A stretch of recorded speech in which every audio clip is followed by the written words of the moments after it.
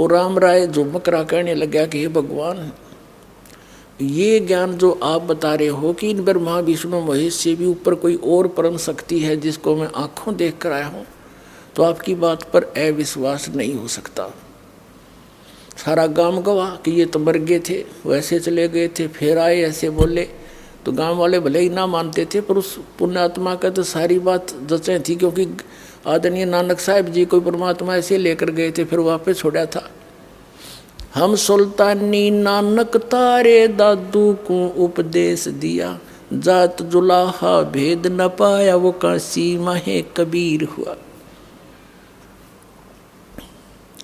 तब उसने पूछा कि हे भगवान, ये ज्ञान तो आज तक किसी ने नहीं बताया हमारे तई। तब गरीबदास जी कहते हैं, तत्व भेद कोई ना कहे रे झूमकरा, ये पैसे ऊपर नाच सुनो राई झूमकरा। कोटों मध्य कोई नहीं रे झूमकरा, अरबों में कोई गर्क सुनो राई झूमकरा। कहते हैं कि ये तत्व भेद कोई ना कहे रे झूमकरा, सब पैसे ऊपर नाच सुनो रे झूमकरा।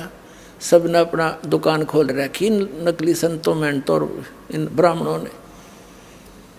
और कहते इस तत्व वेद का ज्ञान देने वाला जो मैं बता रहा हूँ, उस तत्व ज्ञान को बताने वाला, कोटों मध्य कोई नहीं रह झूमकरा, यानी करोड़ संतों में नहीं मिलेगा तुझे इसके बताने वाला, अरबों में कोई गर्क सुनो रह झूमकरा। अरब मनुष्यों में, अरब मार्गदर्शकों में कोई एक मिलेगा तने। गर्क, गर्क का अर्थ होता है संपूर्ण ज्ञान युक्त, कंप्लीट इन ऑल रिस्पेक्ट, यानी उसको पूर्ण ज्ञान हो परम पुरुष का, और वो पूर्ण कंप्लीट कोर्स हो मोक्ष मार्ग का, सारे मंत्र सही हो जिसके पास, कहता वो अरबों में मिलेगा तुझे वो संत। जैसे गीता जी अध्याय नंबर 7 के श्लोक नंबर 19 का ये भावार्थ समझाने के लिए दास ने यह सारी अमर कथा सुनानी पड़ी महापुरुषों की। उसमें क्या लिखा है कि बहुनाम जन्मानाम अंते ज्ञानवान माम प्रपद्यते, बहुत बहुत जन्मों के किसी अंत के जन्म में ये ज्ञानी ब्रह्म तक की साधना करते मेरी। लेकिन वासुदेव सर्वम इति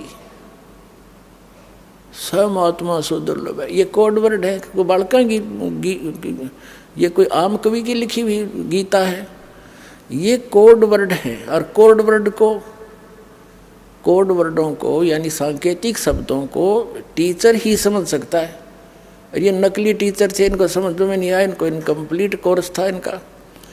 जो ये हमारे धर्म गुरु थे, आचार्य शंकराचार्य, ब्राह्मण मंडलेश्वर जितने भी थे हिंदू धर्म के, इन पुराणों का ज्ञान नहीं। और तक भी गीता को तो समझेंगे कैसे, वो तो सिंपल ज्ञान था, उसमें स्पष्ट लिखा है इनका जन्म मृत्यु होता है, ब्रह्मा विष्णु महेश की माता पिता कौन है, ये आज तक नहीं समझ पाए। तो क्या बताया है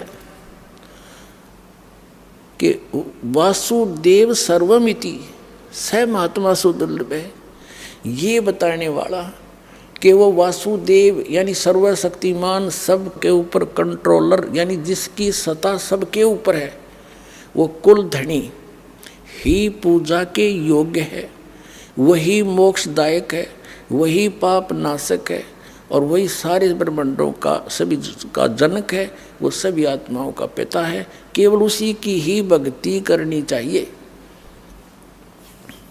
ये बताने वाला संत महात्मा तो बड़ी मुश्किल से मिलेगा अर्जुन। तो यहाँ गरीबदास जी भी वही कह रहे हैं, कोटों मध्य कोई नहीं रे झूमकरा, अरबों में कोई गर्क सुनो राई झूमकरा, तत्व भेद कोई ना कहे रे झूमकरा, ये पैसे ऊपर नाच सुनो राई झूमकरा। एक समय एक गांव में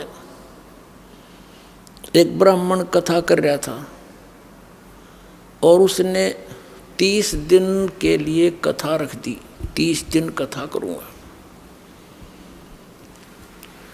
अब ठीक है, उद्देश्य क्या था उसका कि रोजाना दक्षिणा के 10-10 रुपये भी आओगे तो 300 रुपये हो जाएंगे। 300 रुपये तो उस टाइम के आज के 30 लाख के बराबर समझ लो। 250 वर्ष पहले 1 रुपये की भैंस आ जाया करती तो 80,000 की आती है, 90,000 की। तो उसने इस उद्देश्य से कथा करनी शुरू कर दी 30 दिन तक। जिस दिन उसकी कथा का भोग पड़ना था उसी गांव की चंडाल चौकड़ी ने सोचा कल इस पंडित जी की कथा का भोग पड़ेगा और गांव वाले वहाँ इसका चढ़ावा चढ़ा देंगे घना। और यो करा कि यो इसका नहीं चढ़ने देना, ब्राह्मण गए वो आकर गांव में सारे सब तरह के। उन्होंने क्या किया, उसी दिन सुबह सुबह जो भोग पड़ना था दिल्ली से एक चंपाकली नाम की नाचने गाने वाली वो व्यवसायिक लड़की ले आई और उन्होंने उसका सांग करा दिया। अब सारा गांव और इधर के उधर के लोग उस पूरा पहुंच गए। पंडित जी दोरा वो घर घर के बैठे जिसका कथा करे था। अब पंडित जी कहता है 30 रुपये 30 दिन में, और चंपाकली के 2 घंटे में आगे 500 रुपये चांदी के वह लेकर जाती रही। और पंडित जी ने पता लगा उसका सारा खून जल गया, उठ कर चाल पड़ा। वो गाल के 30 रुपये गोज में जेब में। अब वो चला जा रहा था, उसको पता था कि यहाँ एक गरीबदास नाम के संत हैं, वो उसके रास्ते में आवे था। घर जाने के रास्ते में छुटानी गांव पड़े था। उन्होंने सोचा चल महाराज जी दौरे बैठा थोड़ी बहुत बतलावांगे, देख किसी दुनिया होगी। वो नो बतान गया था। अब गरीबदास जी बैठे थे, 5-4 भगत बैठे थे उनके घर में, यानी उसके बैठक में। पंडित जी आ गया, आओ पंडित जी आओ पंडित जी।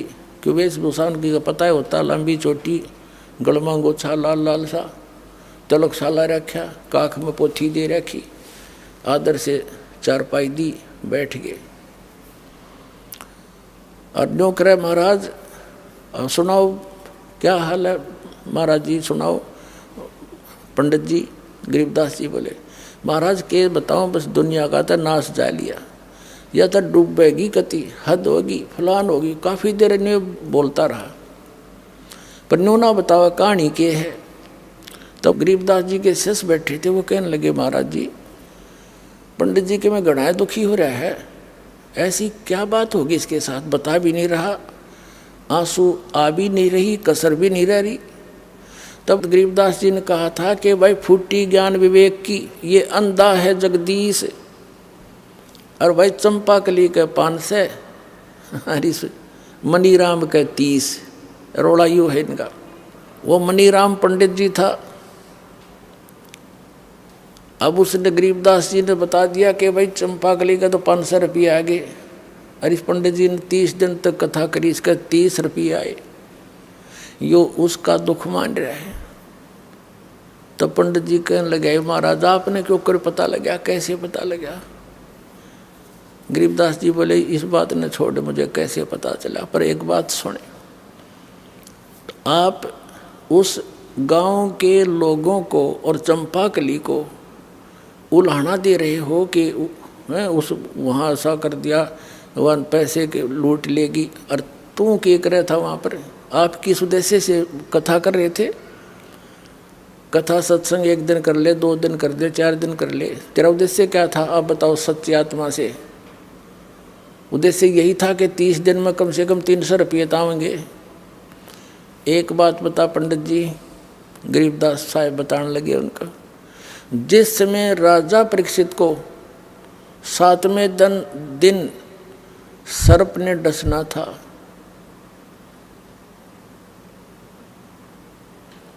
उसको कथा सुनानी थी, उसके लिए कथा करनी थी श्रीमद् भागवत की, जो 30 दिन करके आया तू।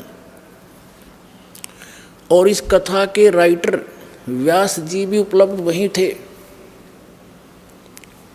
और साथ में और भी ऋषि महर्षि जितने थे सब उपस्थित थे।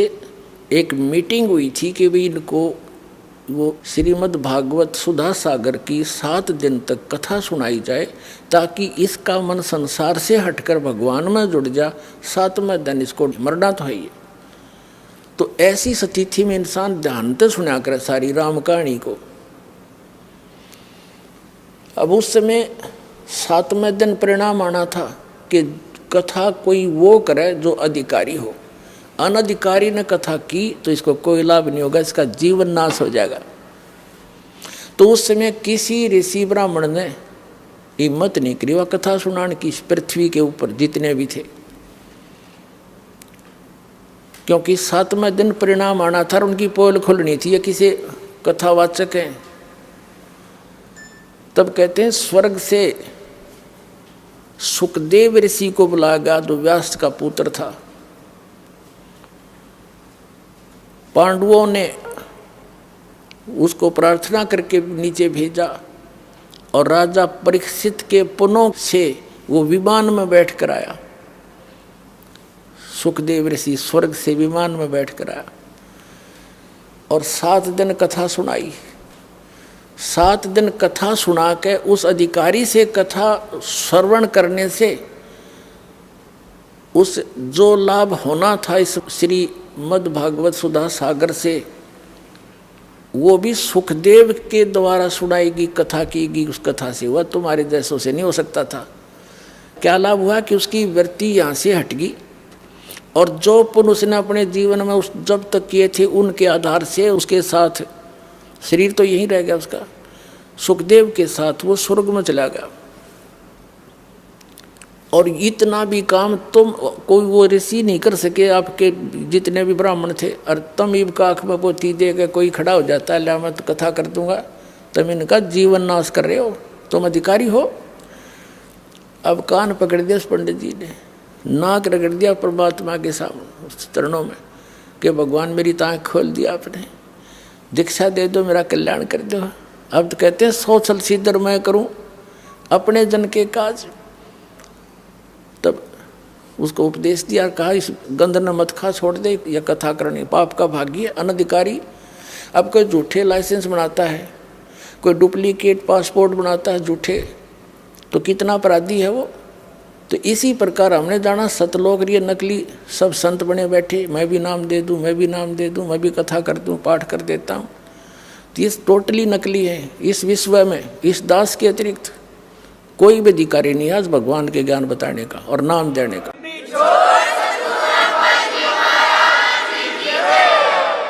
ये अभिमान ना समझना, कति तत्व ज्ञान समझ लेना इसको।